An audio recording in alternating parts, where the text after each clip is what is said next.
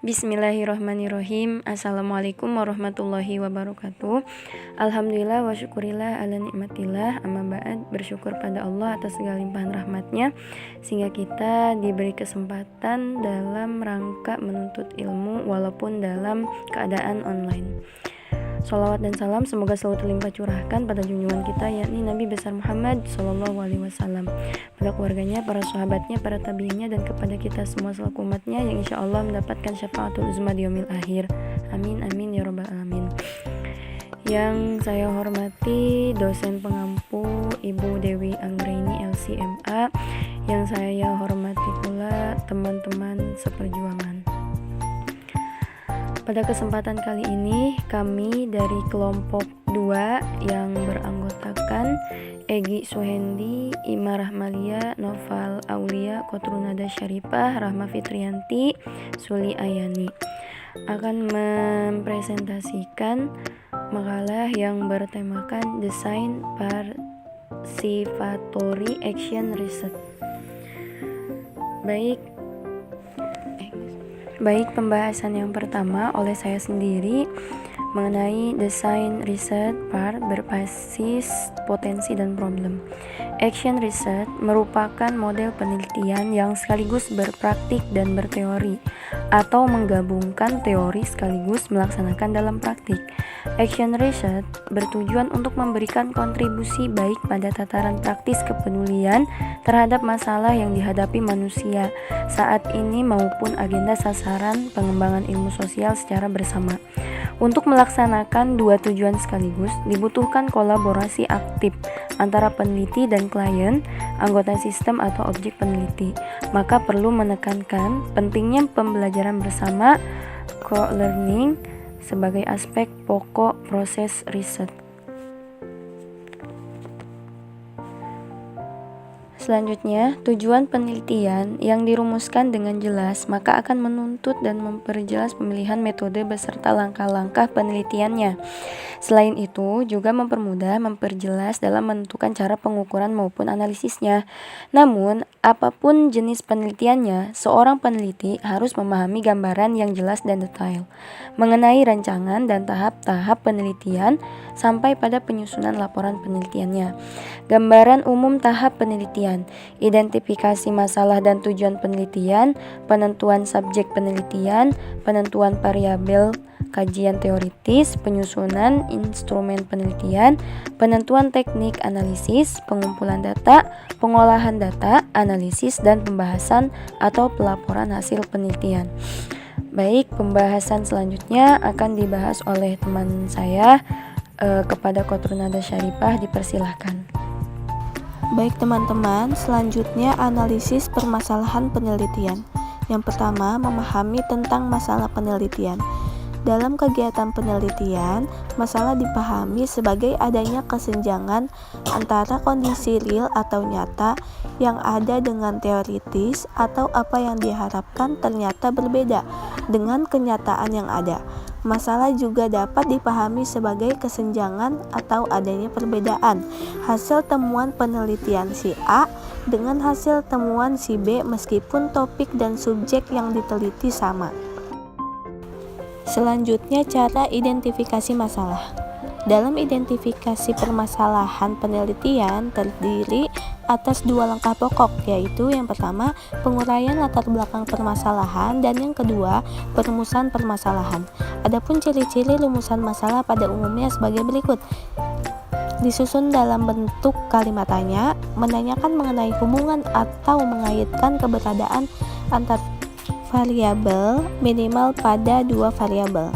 Lalu harus dapat diuji melalui metode empirik, yakni melalui analisis dari data yang dikumpulkan sesuai variabel penelitian.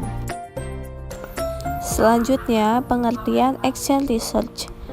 Dalam lingkup penelitian kebijakan, memang telah dikenal lama tentang model action research. Dilihat dari konteks praksis, model action research merupakan model penelitian yang sekaligus berpraktik dan berteori atau menggabungkan teori sekaligus melaksanakan dalam praktik. Dalam bahasa Indonesia, action research diterjemahkan dengan penelitian tindakan, namun ada juga yang menyebut dengan kaji tindak.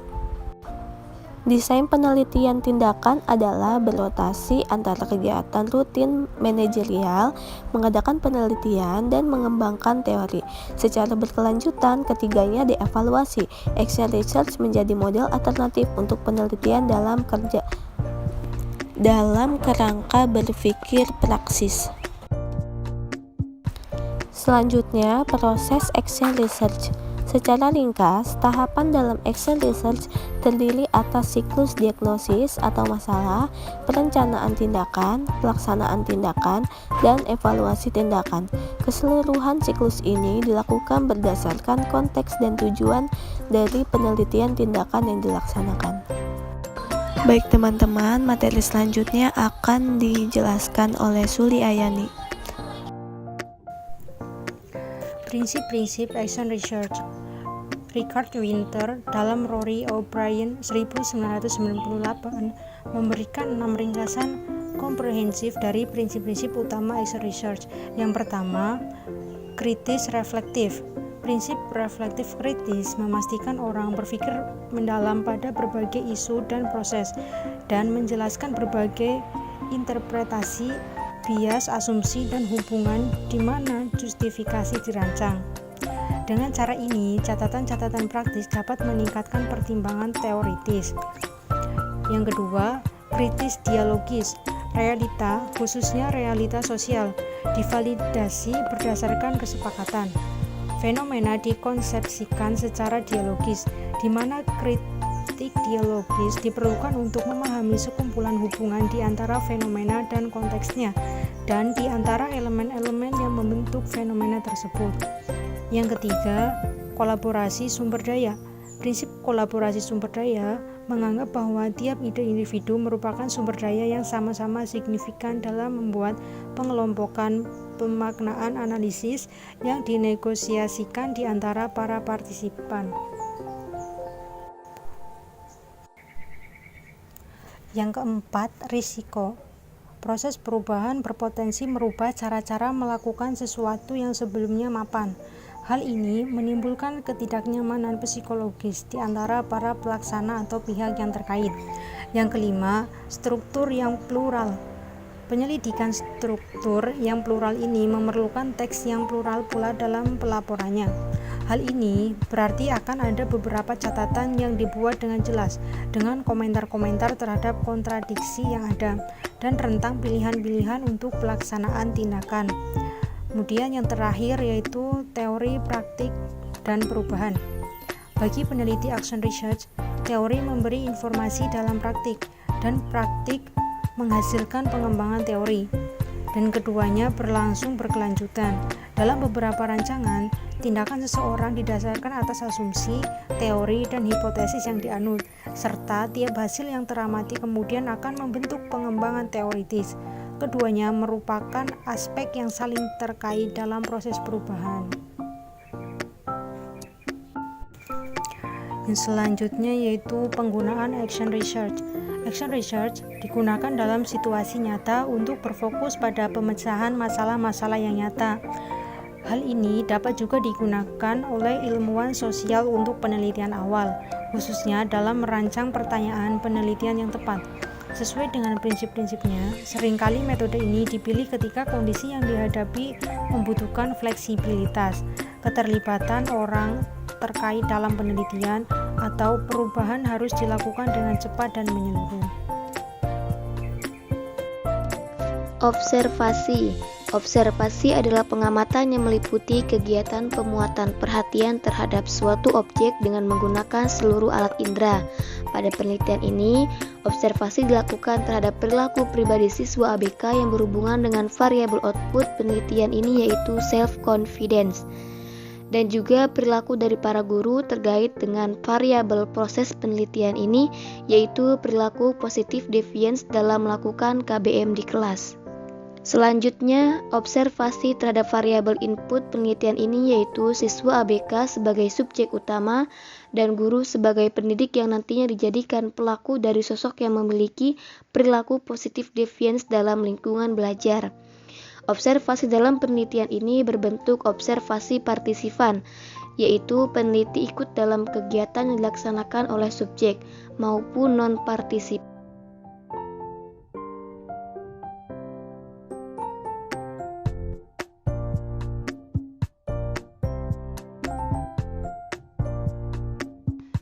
Selanjutnya yaitu identifikasi masalah.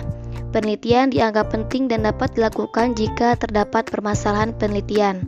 Masalah diartikan sebagai suatu situasi di mana suatu fakta yang terjadi sudah menyimpang dari batas-batas toleransi yang diharapkan. Masalah penelitian juga dapat diartikan sebagai suatu persoalan atau kesenjangan yang mungkin dapat menuntun peneliti untuk mencari jawaban atau solusinya. Adanya kesenjangan tersebut menimbulkan pertanyaan lebih lanjut, yaitu mengapa kesenjangan terjadi, dan dari pertanyaan inilah permasalahan penelitian dapat dikembangkan. Pertanyaan selanjutnya ialah apakah setiap kesenjangan dapat dikembangkan menjadi permasalahan penelitian? Jawabannya ternyata tidak semuanya. Ada kondisi-kondisi lain yang perlu dipenuhi. Dari uraian tersebut dapat dirangkum adanya suatu kondisi problematik tertentu yang menandakan suatu penelitian dapat dikembangkan, yaitu 1. Adanya kesenjangan dari yang seharusnya atau teori maupun fakta empirik temuan penelitian terdahulu dengan kenyataan sekarang yang dihadapi. Yang kedua, dari kesenjangan tersebut dapat dikembangkan pertanyaan mengapa. Selanjutnya, sebelum menetapkan identifikasi masalah, kesenjangan atau problematika yang akan dibahas diuraikan dulu sebagai latar belakang masalah. Latar belakang suatu penelitian memiliki peranan untuk yang pertama, menjelaskan situasi dan kondisi yang melatar belakangi terjadinya masalah tersebut. Yang kedua, menguraikan kesenjangan-kesenjangan antara harapan dengan kenyataan, teori dengan praktek, rencana dengan pelaksanaan, dan kesenjangan yang lainnya yang ada. Yang ketiga, menceritakan apa yang mendorong seorang peneliti untuk melakukan penelitian terhadap suatu permasalahan. Yang keempat, menjelaskan tentang alasan-alasan penting dan bagaimana menariknya masalah untuk diteliti dalam jangkauan kemampuan akademik, biaya, tenaga, dan waktu peneliti. Dan identifikasi masalah juga perlu memperhatikan apakah masalah atau fokus yang dimiliki cukup untuk yang pertama esensial, yaitu pentingnya nilai penelitian menduduki urutan paling utama di antara masalah-masalah yang ada. Yang kedua yaitu urgen. Masalah tersebut dianggap mendesak atau urgen untuk dipecahkan.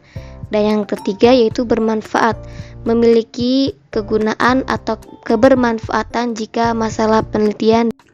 Rumusan masalah berbeda dengan identifikasi masalah. Kalau masalah yang sudah teridentifikasi merupakan kesenjangan antara yang diharapkan dengan yang terjadi. Sementara rumusan masalah merupakan suatu kalimat pernyataan yang disusun berdasarkan adanya masalah tersebut dan akan dicarikan jawabannya melalui pengumpulan data dalam suatu proses penelitian. Namun demikian terdapat kaitan erat antara suatu masalah dan rumusan masalah, karena setiap rumusan masalah penelitian harus didasarkan pada masalah yang teridentifikasi. Perumusan masalah disebut juga sebagai research question atau research problem. Diartikan sebagai suatu rumusan yang mempertanyakan suatu fenomena, baik dalam kedudukannya sebagai fenomena mandiri maupun dalam kedudukannya sebagai fenomena yang saling terkait di antara fenomena yang satu dengan yang lainnya, baik sebagai penyebab maupun sebagai akibat. Penentuan perumusan masalah sangat penting dan berfungsi dalam menetapkannya. Langkah awal yaitu 1. Mengembangkan kerangka konsep, 2. Konseptualisasi dan operasionalisasi, 3. Desain penelitian, 4. Prediksi keberhasilan penelitian, 5. Memilih judul dan menuliskan tujuan penelitian, 6. Menilai orisinalitas studi versus plagiarisme. Peneliti harus memilih masalah penelitian sebagai berikut. 1. Memastikan apakah masalah yang akan dipilih itu sudah atau akan ada jawabannya. 2. mempertimbangkan refleksinya. Ketiga, mempertimbangkan manfaat teorinya. Yang keempat, mempertimbangkan aspek aktualitas masalah. Yang kelima, mempertimbangkan jelajah atau wilayah pengembangan ilmu yang berkaitan. Baik, selanjutnya kesalahan umum dalam perumusan masalah.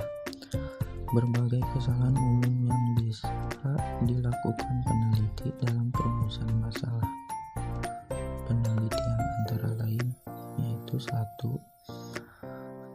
Konsep belum matang. Penelitian menemukan masalah tanpa terlebih dahulu menelaah hasil-hasil penelitian sebelumnya dengan topik sejenis serta tidak terlalu banyak membahas teori dan konsep sehingga masalah penelitian tidak didukung oleh kerangka teoris yang baik. Yang kedua, gagasan yang ditawarkan belum akurat. Peneliti memilih masalah penelitian yang hasilnya kurang memberikan kontribusi terhadap pengembang atau pemecahan masalah praktis. Yang ketiga, kurang memberi kontribusi. Peneliti memilih masalah penelitian yang hasilnya kurang memberikan kontribusi terhadap pengembangan teori atau pemecahan masalah praktis. Yang keempat, ketidaksesuaian fenomena penelitian dengan metode analisis. Sifat fenomena yang ingin diteliti tidak sesuai dilakukan menggunakan analisis yang dipilih. Misalnya, peneliti suatu fenomena yang dianalisis secara kuantitatif, padahal sebaliknya lebih tepat dilakukan secara kualitatif. Demikianlah presentasi dari kelompok kami. Terima kasih atas segala perhatian. Mohon maaf atas segala kekurangan. Wassalamualaikum warahmatullahi wabarakatuh.